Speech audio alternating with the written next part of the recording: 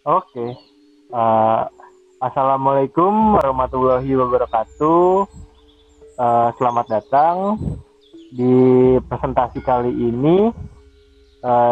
Kelompok kami akan mempresentasikan tentang SWOT di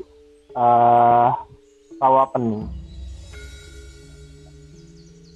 Presentasi kali ini adalah bentuk wujud tugas dari Praktikum MSTA di Departemen Perikanan. Dari kelompok kami itu terdiri dari 6 anggota. Yang pertama ada Ivan Nadif, kedua ada Lila Pangestu, ketiga ada saya sendiri sebagai Rafli, keempat ada Mega, kelima ada Syahrul, dan yang terakhir ada Haligana.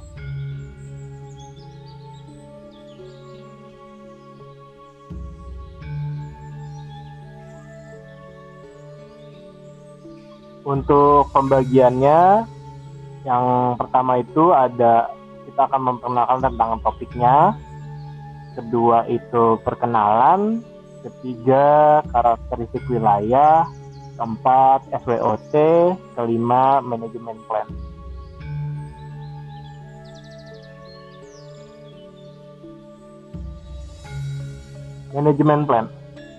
Manajemen plan di Danau Rawapening, Kabupaten Semarang, Jawa Tengah, merupakan suatu manajemen perencanaan yang di dalamnya mencakup perencanaan perlindungan daerah kawasan pesisir dan laut, serta daerah konservasi dan mekanisme penanganan kendala-kendala kelembagaan atau hukum, serta meletakkan dasar-dasar pendidikan dan pelibatan masyarakat serta pemerintah daerah dalam mengelola sumber daya pesisir dan laut.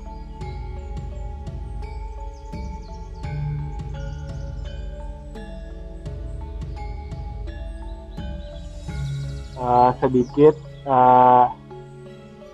sejarah tentang Rawapening.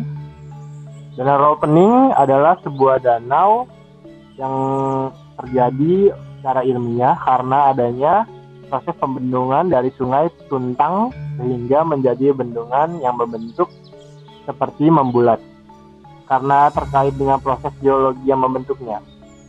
Kemudian bendungan tersebut disempurnakan oleh pemerintah Belanda yang melakukan pembangunan dam pada tahun 1912 sampai dengan tahun 1916 dengan memanfaatkan Sungai Tuntang sebagai satu-satunya pintu keluar dari bendungan ini.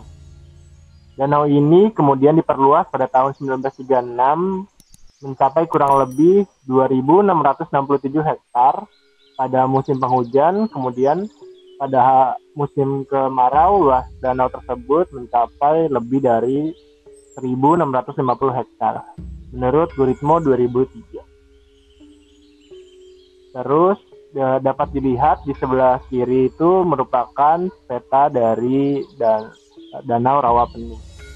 Danau Rawapening diapit dari berbagai macam kabupaten dan kota. Ada kota Semarang, Kendal, Temanggung, Magelang, Boyolali, Kabupaten Boyolali, Kabupaten Grobogan, dan Kabupaten Demak. Dan sedikit cerita, Rawapening merupakan salah satu objek wisata air di Kabupaten Semarang, Jawa Tengah. Danau ini tepatnya berada di cekungan antara Gunung Merbabu, Telemulyo, dan Ungaran. Terdapat 4 wilayah kecamatan yang mengelilingi Danau Rawapening, yaitu Kecamatan Ambarawa, Bawen, Tuntang, dan Banyubiru.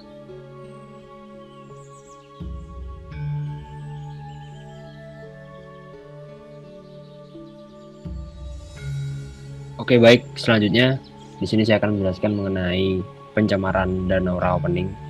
Jadi Danau Rawapening ini berada di tengah-tengah ya teman-teman, di antara beberapa kota dan kabupaten. Jadi otomatis di dalam aliran yang menuju ke Danau Rawapening ini berasal dari perkotaan, berasal dari limbah-limbah peternakan, pertanian seperti itu. Jadi ada penelitian yang sempat meneliti mengenai ini. Jadi limbah yang masuk ke Danau Rawapening ini berjumlah hingga 20.000 kg nitrogen per hari seperti itu. Jadi cukup lumayan besar pengaruh dari pencemaran yang berasal dari beberapa kabupaten di sekitar Rawapening kayak gitu. Mungkin bisa di next.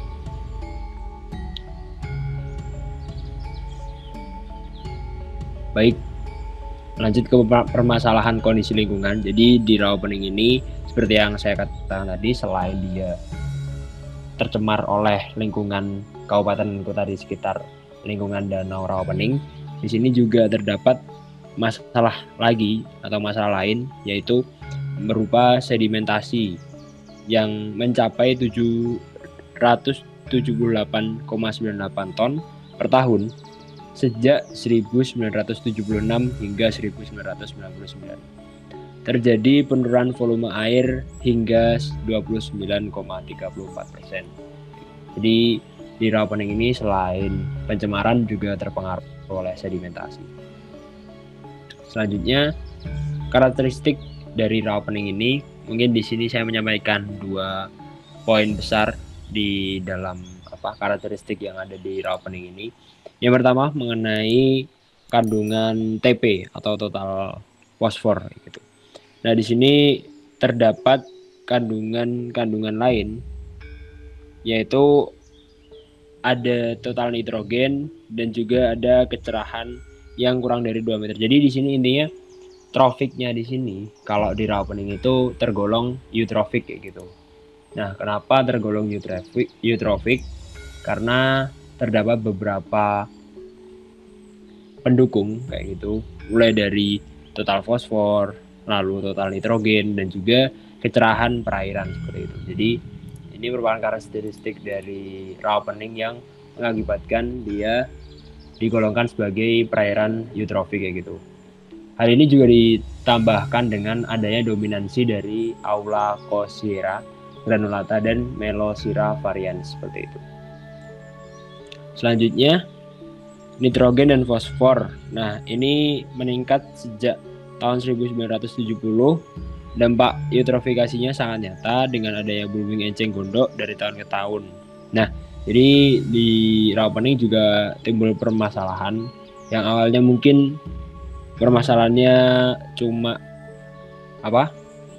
pencemaran, sedimentasi. Ternyata sekarang bertambah lagi akibat dari pencemaran pupuk dan juga banyak pencemaran dari lingkungan kota, kabupaten. Jadi terdampak terhadap kondisi lingkungan yang dia semakin banyak nutrisi yang terbawa ke perairan kayak gitu. Jadi semakin terjadi blooming enceng gondok terutama di daerah Rawapening.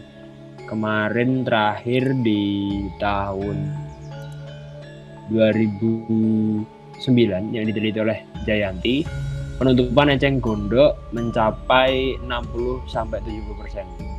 Itu jadi sudah mulai mendominasi di perairan Rawapening seperti itu. Mungkin next.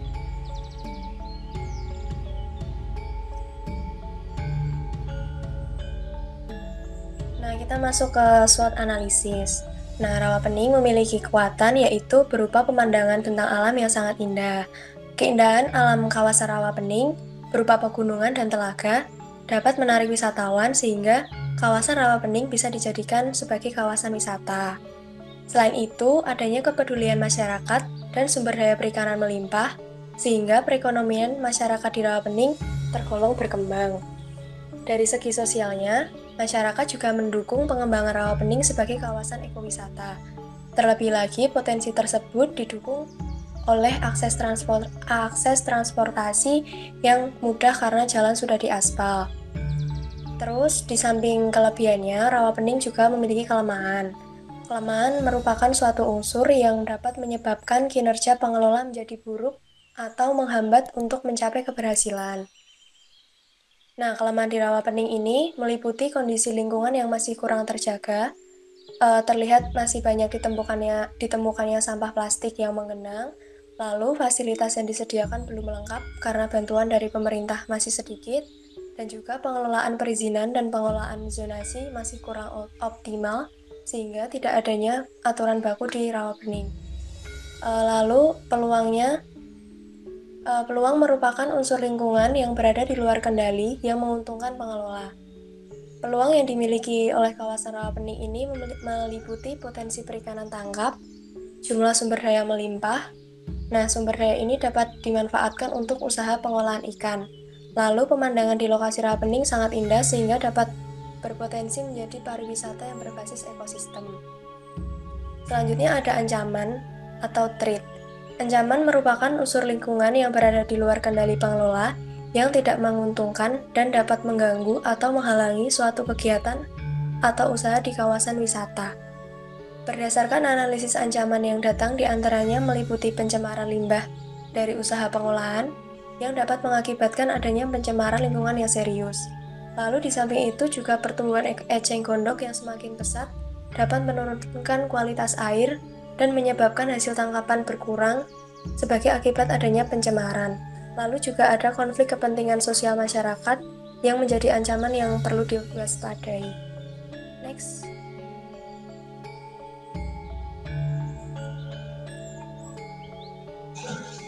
Selanjutnya, dari analisis SWOT yang telah dilakukan, kami dapat menyusun strategi untuk mengoptimalkan pengelolaan danau rawa pening.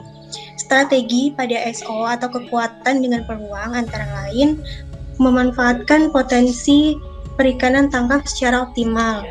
Selain itu, juga dapat memanfaatkan dukungan masyarakat dengan pemerintah untuk mengembangkan usaha pengelolaan ikan.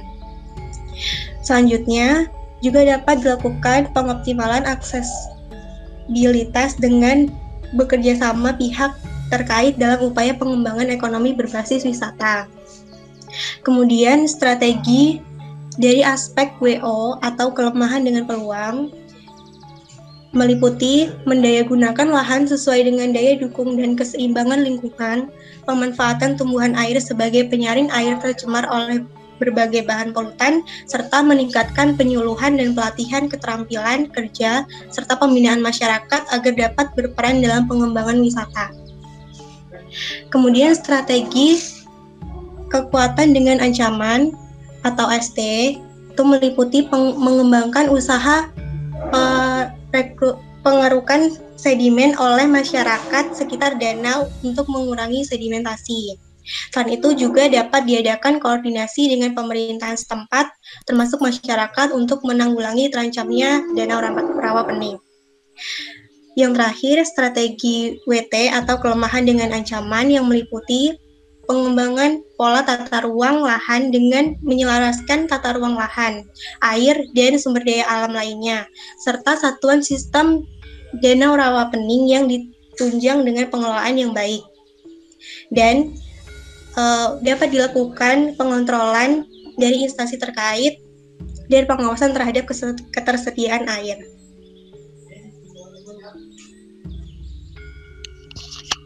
Oke, selanjutnya ada manajemen plan rawa pening. Jadi rawa pening itu pengelolaannya bersifat multi stakeholder, yaitu yang melibatkan banyak pihak seperti pemerintah, swasta, akademisi, lembaga non-pemerintah, petani, nelayan, dan pelaku perikanan lainnya dengan berbagai peran dan kepentingan masing-masing. Jadi model pengelolaan terpusat atau sentralistik ini lebih didominasi oleh peran pemerintah dalam penentuan kebijakan, telah mengakibatkan peran masyarakat pemanfaatan sumber daya itu tereduksi. Di lain pihak, pendekatan pengelolaan secara berbasis masyarakat itu tidak dapat menjamin keberlanjutan pemanfaatan sumber daya. Kemudian, kebijakan pengelolaan rawa pening saat ini didasarkan pada beberapa peraturan undang-undang. Landasan hukum pengelolaan danau rawa pening adalah Undang-Undang Nomor 5 Tahun 1990, Undang-Undang Nomor 7 Tahun 2004, dan lain sebagainya. Guna meningkatkan pengelolaan potensi sumber daya alam dan sumber daya manusia, pada tahun 2004, pemerintah Provinsi Jawa Tengah menetapkan keputusan gubernur tentang pembentukan Forum Rembuk Rawa Pening, di mana Forum Koordinasi Pengelolaan Rawa Pening ini beranggotakan 29 orang dari institusi pemerintah, 1 anggota dari TNI Zeni Tempur Banyu Biru, 2 anggota dari Lembaga Penelitian Perguruan Tinggi, dan 1 anggota dari paguyuban tani nelayan Setio Rukun. Selanjutnya, stakeholder yang terlibat dalam pengelolaan rawapening serta peran-peran stakeholdernya akan dibacakan oleh Mega. Silahkan, Mega. Oke, selanjutnya stakeholder kunci dan perannya. Jadi di sini stakeholder kunci itu ada 4 kelompok. Yang pertama, pelaku pemanfaatan sumber daya. Nah, untuk pelaku pemanfaatan sumber daya sendiri itu kelompok tani nelayan Setio Rukun. Untuk perannya, mengidentifikasi permasalahan yang terjadi pada masyarakat pemanfaat sumber daya. Yang kedua, melindungi dan mengamankan kawasan danau dari kerusakan. Dan yang ketiga, berpartisipasi dalam proses perencanaan, implementasi, serta monitoring dan evaluasi. Selanjutnya, itu dari pemerintah. Nah, pemerintah sendiri itu terdiri dari pemerintah pusat, pemerintah Provinsi Jawa Tengah, pemerintah Kabupaten Semarang, Bapeda Provinsi Jawa Tengah, Badan Lingkungan Hidup Provinsi Jawa Tengah, Balai Besar Wilayah Sungai Pemali Juwana, Dinas PSDA Provinsi Jawa Tengah, Balai PSDA Jeragung Tuntang, Dinas Perikanan dan Kelautan, dan TNI Zeni Tempur Banyu Biru. Nah, untuk peran dari pemerintah sendiri, yaitu yang pertama, melakukan koordinasi dalam proses pembangunan kemitraan. Yang kedua, mengembangkan kerjasama dengan institusi terkait yang dapat menopang program pengelolaan. Yang ketiga, menyediakan bantuan pembiayaan dalam program pengelolaan. Yang keempat, melakukan pengaturan pemanfaatan sumber daya danau sebagai kawasan konservasi dan usaha perikanan. Dan yang terakhir, memfasilitasi penyelesaian permasalahan yang terjadi antar stakeholder. Nah, untuk stakeholder kunci selanjutnya yaitu stakeholder lain. Untuk stakeholder lain ini seperti pelaku usaha lokal, PLTA Jelok Timo, dan PT Sarana Tirta Ungaran. Peran dari stakeholder lain ini seperti mengidentifikasi permasalahan yang terjadi di luar masyarakat petani dan nelayan, menyediakan bantuan teknis dan finansial dalam program pengelolaan, serta membantu dalam pengembangan masyarakat di sekitar rawapening. Untuk stakeholder terakhir yaitu agen perubahan. Agen perubahan sendiri terdiri dari perguruan tinggi dan lembaga swadaya masyarakat. Peran dari agen perubahan ini yang pertama itu memfasilitasi dalam proses pengorganisasian masyarakat. Yang kedua, melakukan pendampingan masyarakat untuk meningkatkan kesejahteraan masyarakat. Yang ketiga, melakukan penelitian dan pengembangan terkait dengan sumber daya rawapening. Dan yang terakhir, menyediakan data dan informasi. Jadi, setiap stakeholder memiliki perannya masing-masing, seperti itu. Selanjutnya, saya akan menjelaskan tumbuhan-tumbuhan apa saja yang kami dapatkan di perairan rawapening. Pertama, itu ada eceng gondok. Eceng gondok ini mempunyai nama latin Eichhornia crassipes, di mana eceng gondok ini merupakan tumbuhan air yang mengapung di perairan. Eceng gondok biasa ditemukan di perairan tawar seperti rawa maupun sungai yang airnya tenang. Eceng gondok dapat tumbuh cepat di permukaan perairan dengan salon atau tanaman yang terbawa arus. Ini adalah penampakan dari eceng gondok.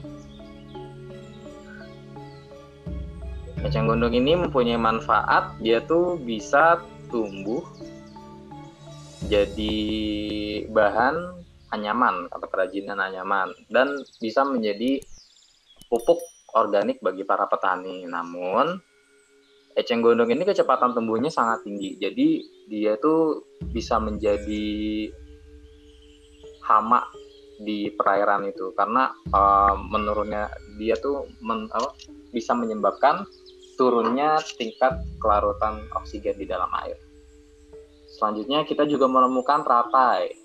Teratai ini berikut adalah klasifikasi teratai. Teratai dengan nama latin Nymphaea alba.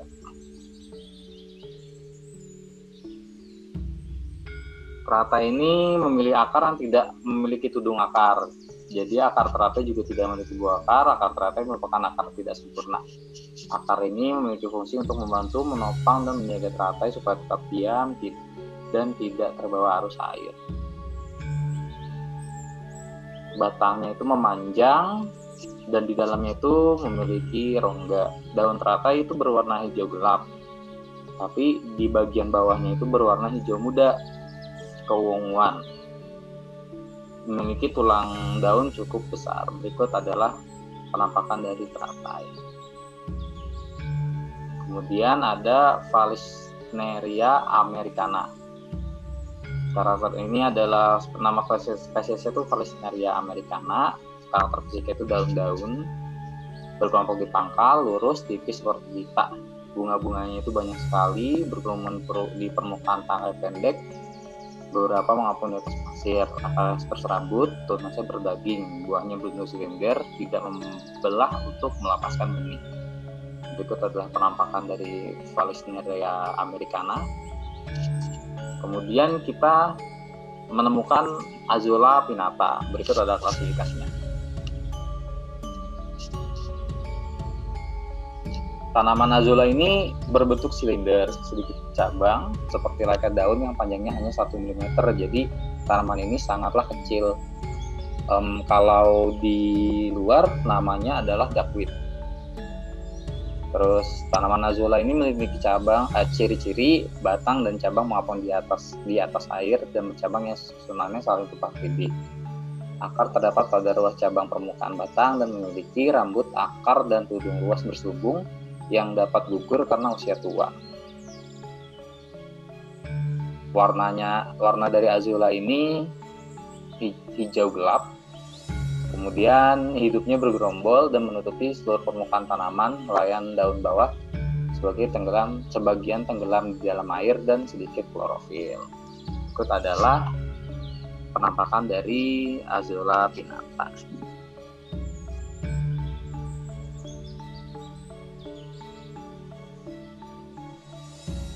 Mungkin sekian dari kami untuk presentasi tentang analisis SWOT dan manajemen plan dari rawa pening di Kabupaten Semarang.